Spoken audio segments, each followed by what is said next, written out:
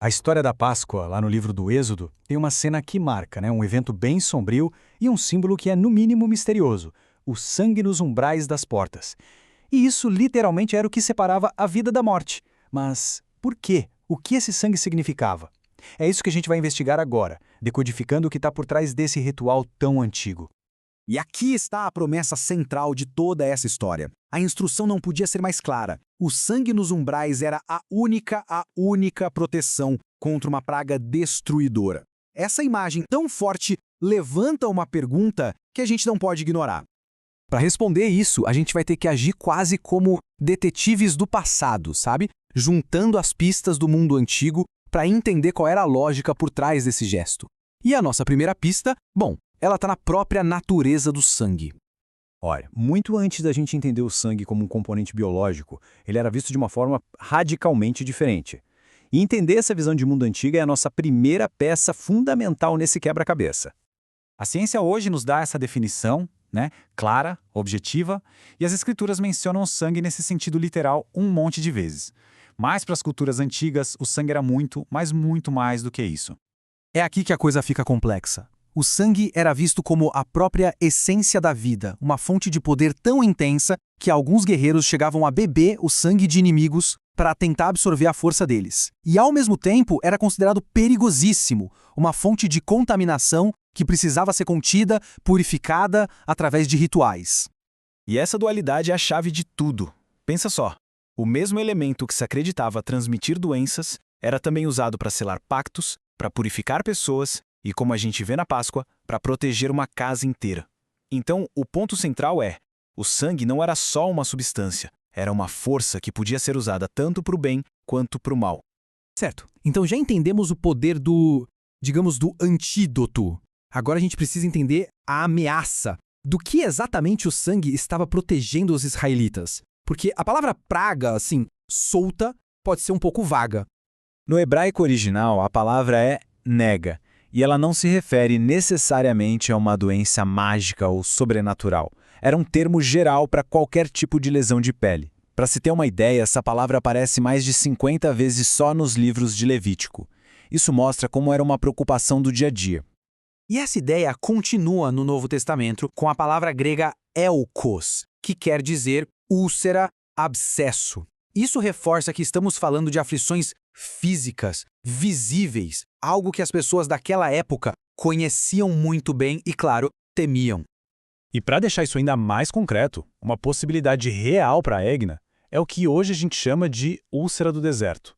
É uma condição médica de verdade, dolorosa e comum naquela região do mundo. Ou seja, a ameaça não era abstrata, era algo bem visceral. A própria lei mosaica já tinha o que a gente poderia chamar de protocolos de saúde pública com regras de isolamento para evitar que as doenças se espalhassem. Eles tinham tratamentos como o famoso bálsamo de Gileade. Isso tudo nos mostra que a tal praga destruidora se encaixa perfeitamente num contexto de doenças contagiosas que eram muito reais e muito temidas. Ok, então a gente já tem o protetor, o sangue, já temos a ameaça, a praga. Agora, a última pista, o alvo. Por que a praga atingia especificamente o primogênito? Para entender isso, a gente precisa sacar o que significava ser o primogênito naquela cultura. As palavras originais já dão uma dica. Em hebraico, bekor vem de uma raiz que significa irromper, sabe? Captura a energia daquele primeiro nascimento. Já o grego, protótokos, é mais direto, primeiro a nascer. Mas esse título, ele carregava um peso enorme. Seu primogênito não era só uma questão de ordem de nascimento, de jeito nenhum. Era um status.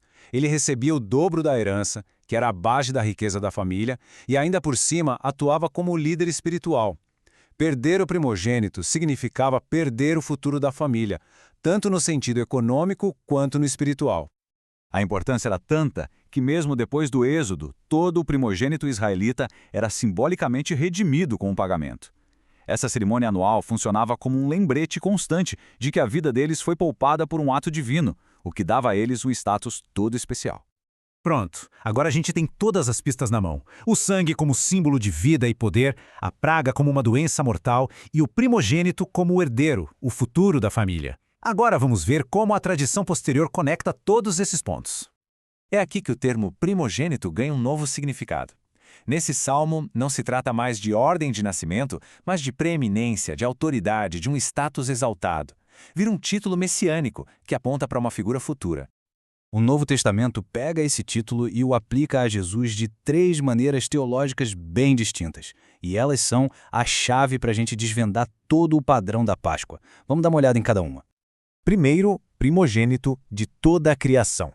A fonte explica que isso não quer dizer que ele foi o primeiro a ser criado. Muito pelo contrário. E citando o Evangelho de João, significa que ele é o próprio Criador, com autoridade sobre tudo o que existe. É um título de soberania. Segundo, primogênito dentre os mortos. A analogia aqui é com as primícias, sabe? Os primeiros frutos de uma colheita. A ressurreição dele não seria um evento isolado, mas a garantia de que uma colheita muito maior de ressuscitados viria depois. Ele foi o primeiro a voltar à vida num corpo imortal, abrindo o caminho para os outros. E é aqui que todas as peças se encaixam. A Páscoa original estabeleceu um padrão. O sangue de um cordeiro inocente protegeu o primogênito da praga da morte física. Milênios depois, na interpretação teológica, o sangue do primogênito supremo oferece proteção contra a praga final, a morte espiritual. O padrão se completa. O que começou como um ato ritual lá no Antigo Egito acabou evoluindo para uma metáfora poderosíssima que moldou o pensamento ocidental. E isso nos deixa com uma pergunta final. Como é que esses conceitos tão arcaicos de sangue, de herança e de vida ainda influenciam a maneira como a gente entende o sacrifício e a redenção até hoje?